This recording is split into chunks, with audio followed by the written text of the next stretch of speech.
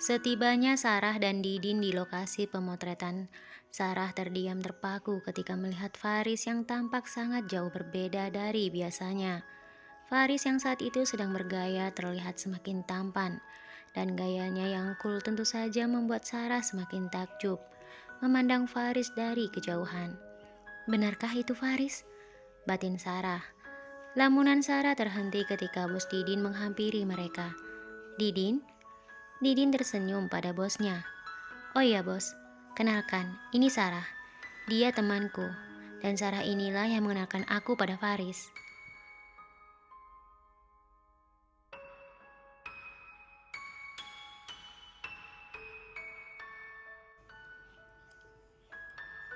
Bos Didin tersenyum dan mengajak Sarah bersalaman. Wah, tidak disangka, ternyata Didin mempunyai teman yang sangat cantik. Oh iya, terima kasih karena berkat kamu, Didin tidak lagi membuat saya kecewa. Sarah tersenyum sambil menyambut tangan bos Didin itu. Iya pak, sama-sama. Setelah perbincangan singkat itu, Didin dan bosnya pergi meninggalkan Sarah karena harus bekerja. Sementara Sarah yang terus memandang Faris masih betah berdiri meskipun ada kursi yang sudah disiapkan Didin untuknya.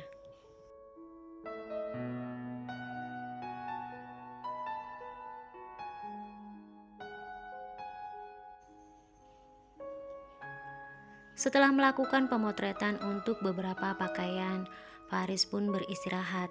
Saat itu Faris yang sedang minum tak menyadari keberadaan Sarah yang berdiri tak jauh darinya. Didin mendekati Faris. Faris, untuk pemotretan hari ini sudah selesai. Kamu bisa pulang.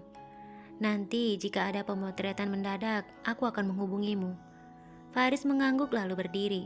Namun saat Faris pamit untuk pulang, Didin kembali berkata sambil memegang lengan Faris. Oh ya Faris, tunggu. Apakah kamu tidak melihat siapa yang berdiri di sana?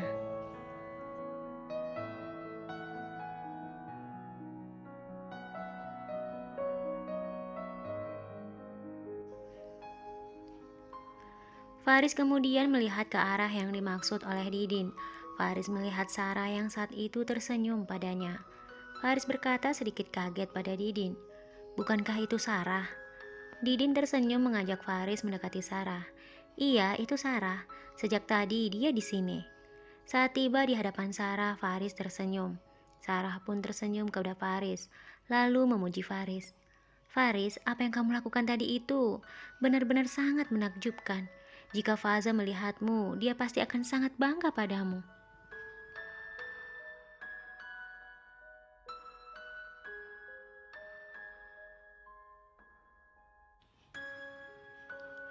Faris pun tersenyum. Terima kasih Sarah. Tolong jangan berlebihan seperti itu. Aku belum ada apa-apanya dibandingkan dengan teman-teman yang lain. Aku masih perlu banyak belajar, kata Faris merendah sambil tertunduk. Setibanya Faris di rumah, Faza langsung memeluk Faris, menanyakan tentang pekerjaannya. Faris menarik nafas panjang lalu berkata kepada Faza, sayang, aku benar-benar sangat malu dengan pekerjaan ini. Kamu tahu sendiri kan, aku tidak biasa bergaya, apalagi di depan kamera.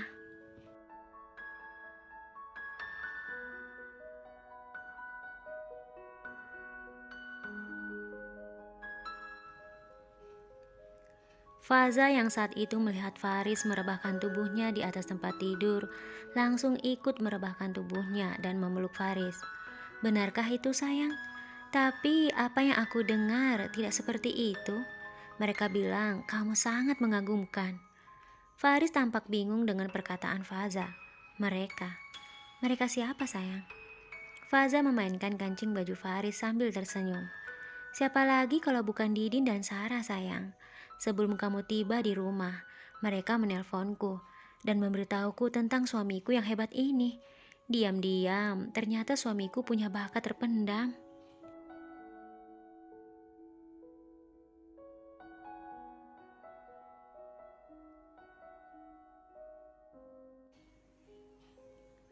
Faris mendekap tubuh Faza dengan sangat erat.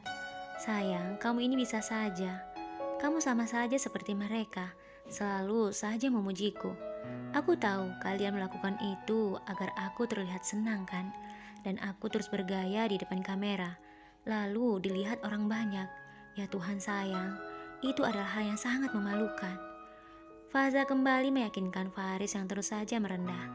Tidak sayang, jika kamu tidak percaya dengan kemampuanmu, kita lihat penilaian orang-orang di luar sana setelah melihatmu nanti.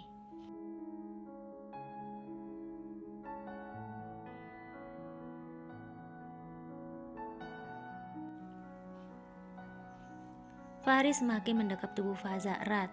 Iya, suamimu ini memang sangat berbakat. Sebentar lagi akan jadi model terkenal. Faza tersenyum lalu mencium pipi Faris gemas. Faris pun tersenyum dan mencium kening Faza. Sementara di rumahnya Sarah terus teringat ketika Faris bergaya di depan kamera. Faris memang sangat tampan, meskipun dia dari desa. Tapi itu sama sekali tidak terlihat dalam dirinya. Batin Sarah sambil terus tersenyum. Lamunan Sarah terhenti ketika suara teleponnya berdering. Sarah segera melihat siapa yang sedang menelponnya. Dan ternyata yang menelponnya itu adalah Faza.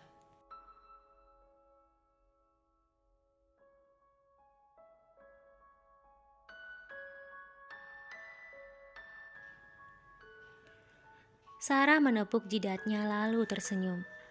Kamu sangat beruntung Faza, karena Faris telah menjadi milikmu. Dan aku, untuk apa terus memikirkan dia? Dia kan suamimu. Batin Sarah sebelum menerima telepon Faza. Setelah itu Sarah menerima telepon Faza dan mereka berbicara banyak hal, termasuk tentang Faris dan pekerjaannya. Faza merasa sangat beruntung memiliki sahabat yang selalu membantunya dalam segala hal. Itu sebabnya dia menelpon Sarah untuk mengucapkan terima kasih. Sarah pun merasa sangat bahagia bisa membantu sahabatnya Faza.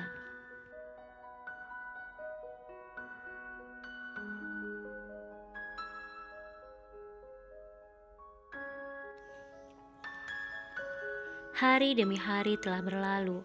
Kini Faris semakin memperlihatkan kemampuannya dalam hal fashion. Tak sedikit yang menghubungi Didin ataupun secara langsung menghubungi bos Didin untuk menanyakan Faris melalui email, Instagram, Facebook, ataupun akun yang lainnya. Bahkan ada di antara mereka yang menawarkan Faris untuk menjadi sebuah model iklan di televisi. Tentu saja hal itu membuat Didin dan bosnya sangat bangga pada Faris. Hal itu juga sangat membawa keberuntungan pada Didin dan juga bosnya.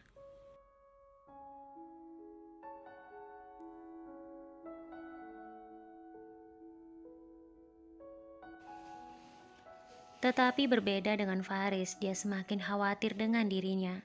Dia sangat takut melangkah lebih jauh karena sebenarnya secara diam-diam Faris masih sangat memikirkan kebunnya yang ada di desa. Jauh di lubuk hatinya yang paling dalam, Faris masih ingin kembali ke desa, hidup sederhana bersama dengan Faza. Faris berusaha untuk menolak setiap tawaran yang diberikan padanya.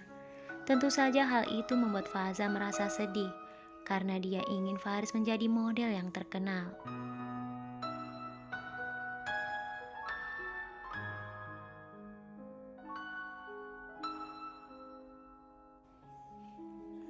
Seperti biasa di saat Faza merasa bingung dan tidak tahu harus berbuat apa, Faza selalu meminta saran ataupun pertolongan dari sahabatnya yaitu Sarah. Sarah pun tak pernah menolak permintaan sahabatnya Faza. Sepulang dari tempat kerjanya, Sarah menemui Faris di tempat di mana dia melakukan pemotretan. Informasi itu dia dapatkan dari Didin. Saat Faris hendak pulang, Sarah yang sejak tadi melihatnya berlari mengejarnya. "Faris, tunggu aku," kata Sarah sambil berlari kecil.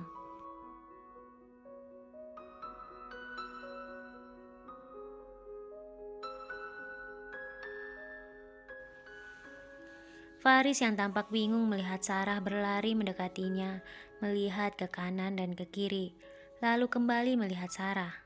"Sarah," kata Faris saat Sarah berdiri di hadapannya. Sarah tersenyum. "Maaf Faris, aku menghentikan langkahmu.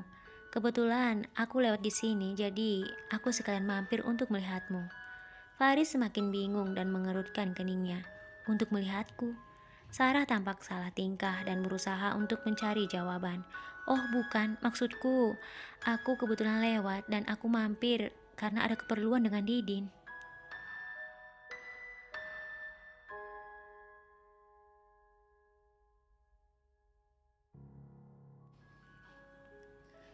Faris kembali mengatakan sesuatu yang membuat Sarah semakin salah tingkah dan tak tahu harus berkata apa. Tetapi Didin tidak ada di sini, Sarah. Dia ada di kantor.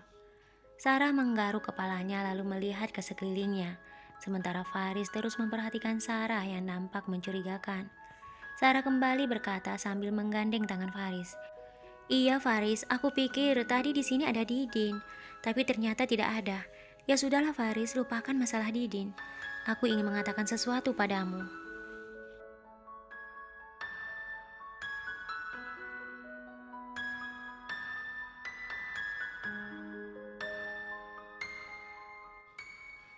Faris menghentikan langkahnya dan terus melihat tangannya yang saat itu digandeng oleh Sarah.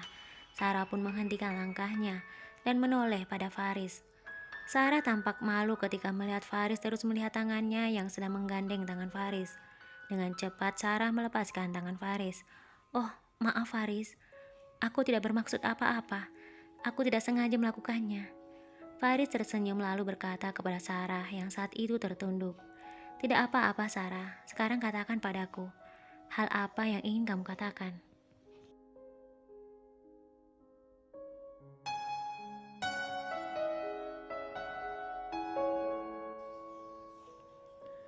Sarah kemudian berkata, maaf Faris, aku tidak bisa mengatakannya di sini, karena di sini jalanan. Sebaiknya kita mencari tempat yang bagus untuk mengobrol. Faris tertunduk tampak sedang berpikir, lalu Sarah kembali berkata, bagaimana kalau kita ke kafe yang berada di sekitar sini? Setelah berpikir sejenak, Faris pun mengangguk dan menuruti ajakan Sarah. Setibanya mereka di kafe, dan setelah memesan makanan, Sarah pun memulai ceritanya. Faris, aku dengar kamu menolak semua tawaran yang datang padamu. Kenapa?